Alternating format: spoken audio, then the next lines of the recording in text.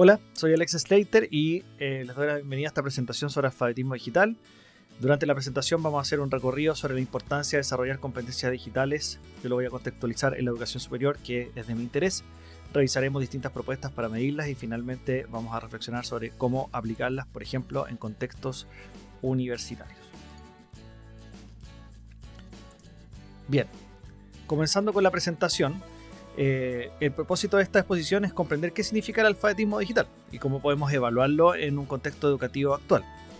Vamos a tomar como base las dos lecturas, que sería del nativo digital al informívoro saludable de Valerio Valenzuela y la otra lectura de Valerio Valenzuela, que es competencias informáticas para el e-learning 2.0. Luego compararemos los principales marcos internacionales para medir niveles de competencias digitales y una propuesta práctica de cómo podríamos emplearlo en un contexto de educación universitaria, y algunos ejemplos de tareas que permiten observar estas competencias en acción, una vez que tengamos la propuesta como presentada.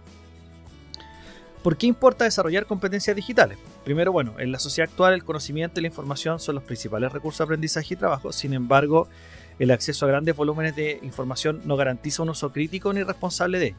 Entonces, los fenómenos como la infoxicación, las noticias falsas o la falta de privacidad evidencian necesidad de que las personas desarrollen estas competencias digitales de forma sólida.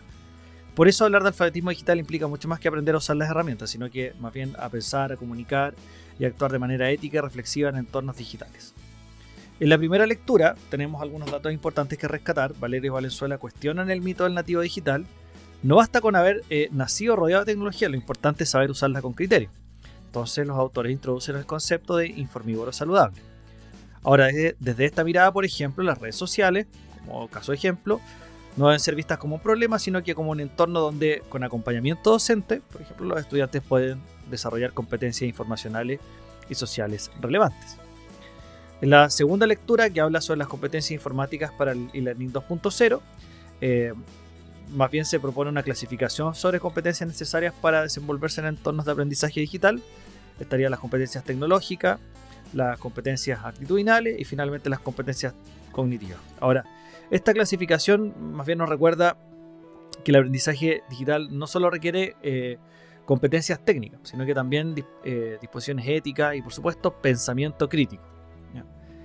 Entonces, ¿cómo definiríamos operativamente alfabetismo digital? Un poco en lo que, basado en lo anterior.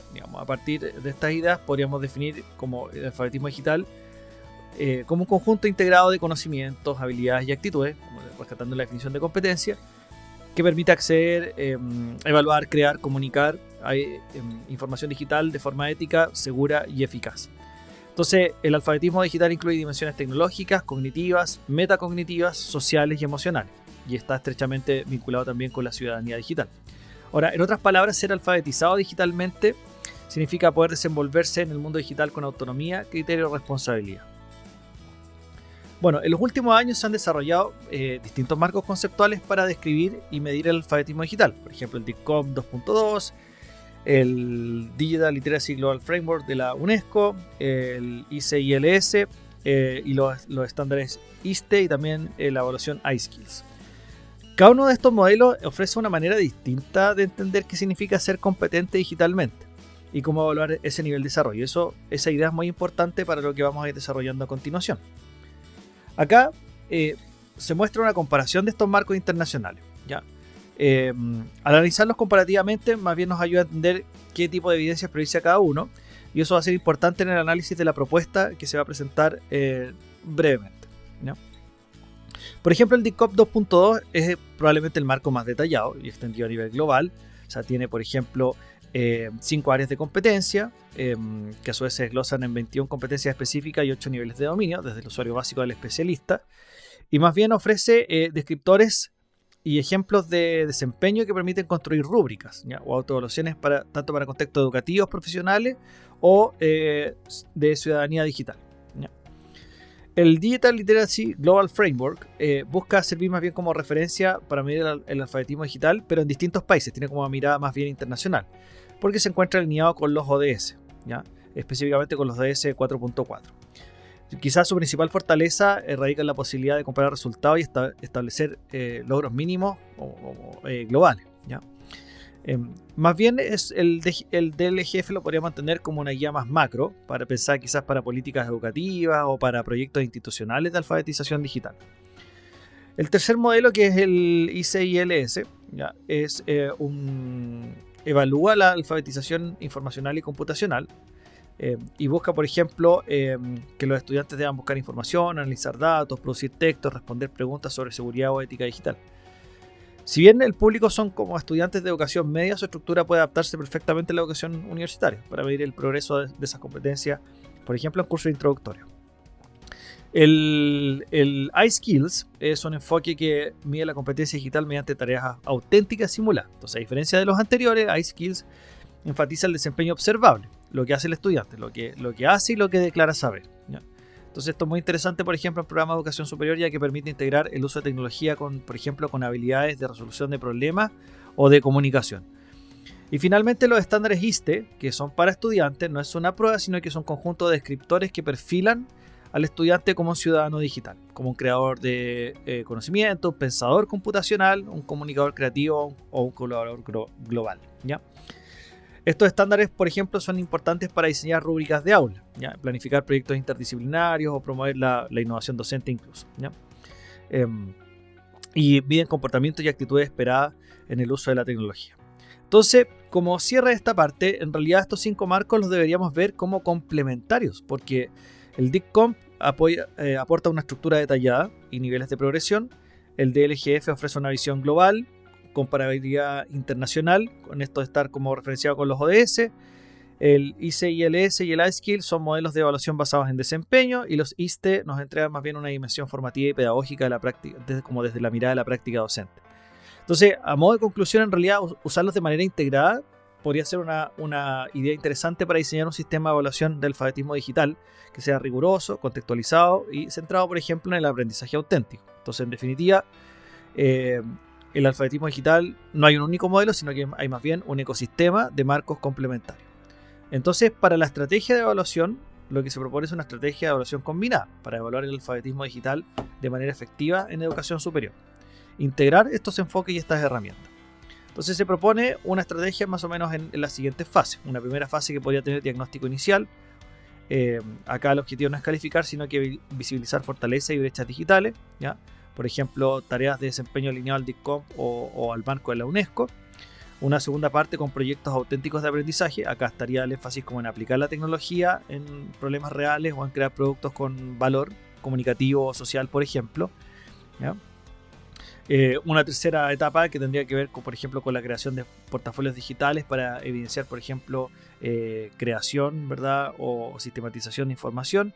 Y finalmente una prueba práctica o una tarea de desempeño similar a lo que plantean las pruebas ICILS.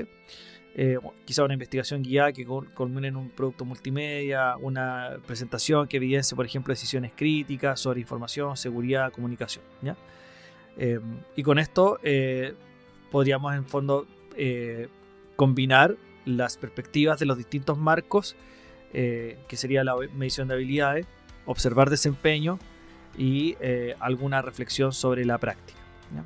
Entonces, ¿cómo lo llevamos esto a un nivel un poquito más concreto con ejemplos de tareas o ítems de desempeño, ¿ya?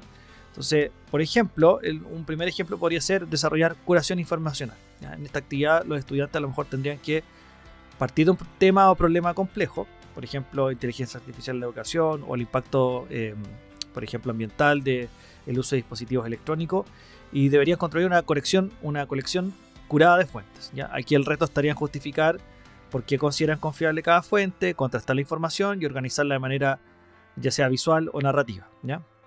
Entonces evaluaríamos, por ejemplo, búsqueda avanzada de información, pensamiento crítico, capacidad de síntesis o tal vez gestión de la información.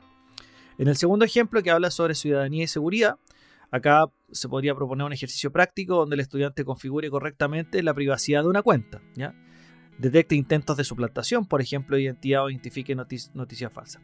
Pareciera ser que es una actividad técnica, pero en realidad se trata de una experiencia de aprendizaje ético, donde podríamos evaluar la conciencia digital, la responsabilidad en línea, la capacidad de tomar decisiones, por ejemplo, frente a riesgos digitales. Un tercer ejemplo podría ser creación de contenido digital, ¿ya? Acá, por ejemplo, algo más típico como elaborar una infografía o un video explicativo, aplicando criterios de diseño, claridad informativa y atribución adecuada de licencia, ¿ya? Acá integraríamos competencias técnicas y cognitivas, pero también promueve la ética de la información, reconocer los derechos de autor, la licencia abierta y respetar el trabajo de otras personas. Y por último, el que dice colaboración y comunicación. Acá podría ser individual o en grupos de trabajo diseñar un plan de difusión de un proyecto, considerando los canales más apropiados para el tono de la comunicación, la netiqueta, por ejemplo, el registro de los aportes individuales, etc. Acá se podrían evaluar habilidades, por ejemplo, de liderazgo digital, coordinación, empatía comunicativa, uso ético, por ejemplo, de las redes, ¿ya?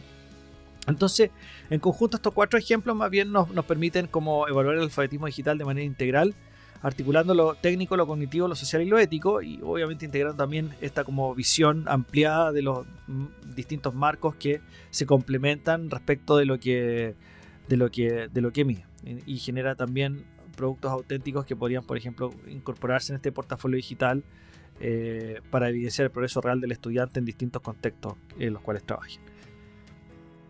A modo de conclusión, entonces el verdadero desafío no está solo en formar expertos en herramientas, sino que más bien en formar personas capaces de pensar críticamente y actuar responsablemente en esos entornos digitales. Entonces, como se planteaban las lecturas, del nativo digital al informívoro saludable, alguien que selecciona y procesa la información con criterio, con ética, con propósito, ¿ya?